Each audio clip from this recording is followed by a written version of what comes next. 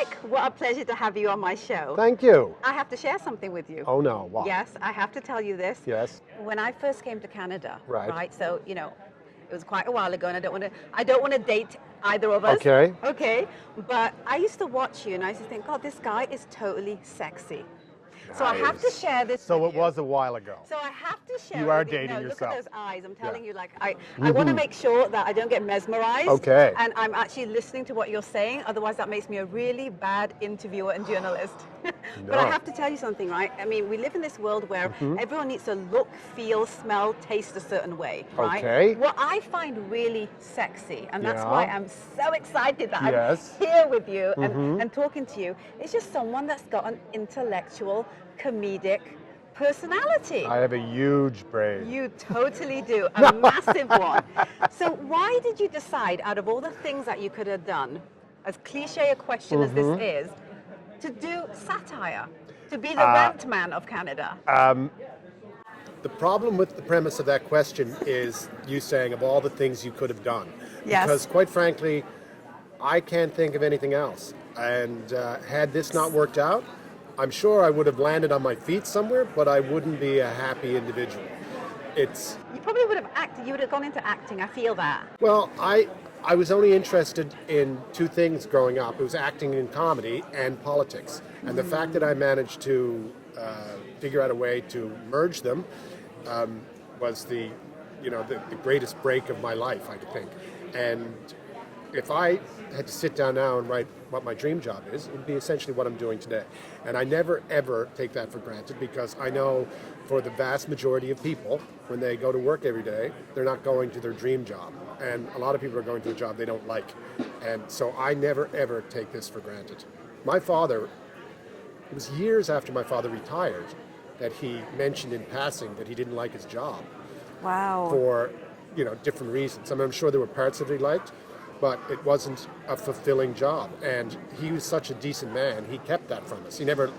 I just assumed he liked going off to work every morning. He seemed happy enough. And so I'm very well aware that most people, they have to make decisions, they have mouths to feed, they go to a job they don't like. I happen to have a job I like. You've literally done everything that anyone on television could potentially want to do, right? When it comes to, the prestige element of everything, but somehow Which I don't still feel that you go there, No. right? No.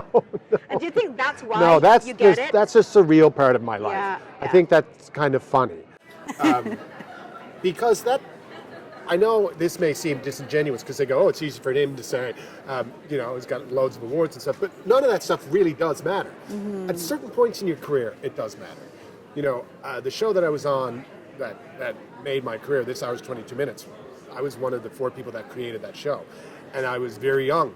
And when we won awards for that show, that was really, really important. I mean, it meant that we could keep working. Yes. The show would get renewed. It meant that people in the business liked us. It was so important. What would you say your brand is? I looked around when I was very young, and when I was like 16, 17, and I thought, the problem is in Canadian show business, they don't promote individuals. And there's certain elements in Canada that still don't promote individuals. So when I did my very first one-person show at the National Arts Centre, I was a kid. I was like 19 years old. And I had no business doing the show. The opportunity was there, and I was young and stunned enough that I said, yeah, sure, I'll do a one-man show. I'd never been on stage alone for more than 10 minutes.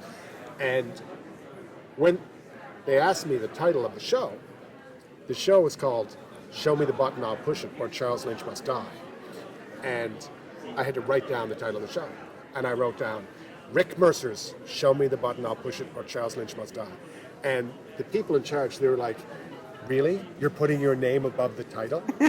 Like, people work 30 years before their name goes above the title. Right. Like, superstars get their name above the title. And I was like, the show is called Rick Mercer's Show Me the Button, I'll Push It, or Charles Lynch Must Die. And every stage show I ever did after that, name above the title.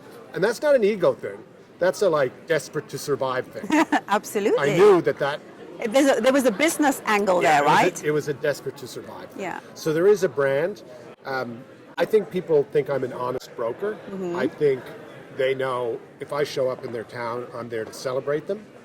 They know if I'm spending time with them on the assembly line, I'm not in any way going to make them look stupid but important. And people trust me. I don't mean like Walter Cronkite, the most trusted man in America kind of stuff, but I think people trust me, especially a lot of people on my show, they're not television personalities, they don't go on TV.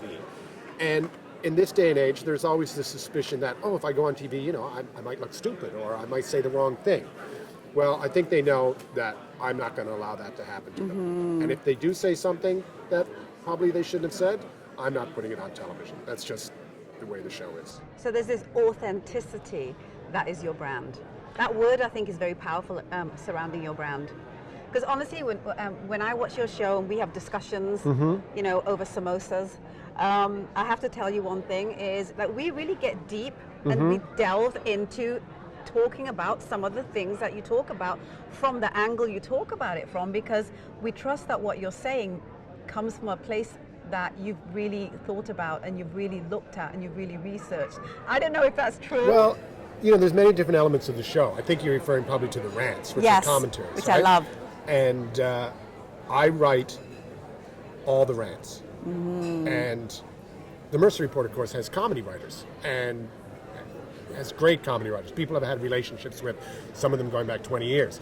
And every element of the show is written by combinations of comedy writers, except for the rant. The rant is 100% me. And it has to be that way. You can't, you know, get a group of people together and form an opinion. It's very much a personal opinion. And that's why some weeks, most weeks, I hope that they're funny. Some weeks they're absolutely not funny because the subject matter doesn't lend itself to that treatment. But whether you agree with it or disagree with it, and you know, by the nature of the beast, people are going to agree or disagree. I think people do know that it's an authentic opinion, and I've certainly given it some thought. I've certainly been wrong before, but you're human. You're allowed to be wrong. Yeah. Oh gosh, yeah. But you know, I publish the rants sometimes in like every couple of years. We'd pile them together in a book, and I would go back and I would be like, oh my God, did I say that? Did I think that? Wow. Boy, I was wrong. Who do you still feel you have yet to be, as my closing question? Well, I would say, I would have to think if there was an individual in my lifetime who I ever thought, wow, look what that guy accomplished, it would probably be Peter Zosky. Because, you know, Peter had the same show for many, many years. I mean, he did a lot of things before the Zosky radio show, Morningside. But I was on that show. He had me on that show when I had no business being on that show. Again, it was back in the one-man show days, but I was doing a one-man show in an 80-seat theater. Peter Zosky put me on national radio. Wow. And it changed everything. So he had power. I saw it happen. Suddenly, I was Canada's fastest rising comic, because that's what he called me. He said, no, Canada's fastest rising comic. And that meant something. Yes. And also, he was a brand unto himself. He was Zosky. And Canadians everywhere knew him, and they absolutely thought that he was an authentic voice and that he cared about the people he was talking to. And so I would never presume to say that I will actually ever have that impact, but certainly it was someone to emulate. Also, getting back to the name thing, the show was called Morningside. Everyone called it Zosky. Right? Absolutely. Which is probably why, as a kid, I thought, my name's above the title.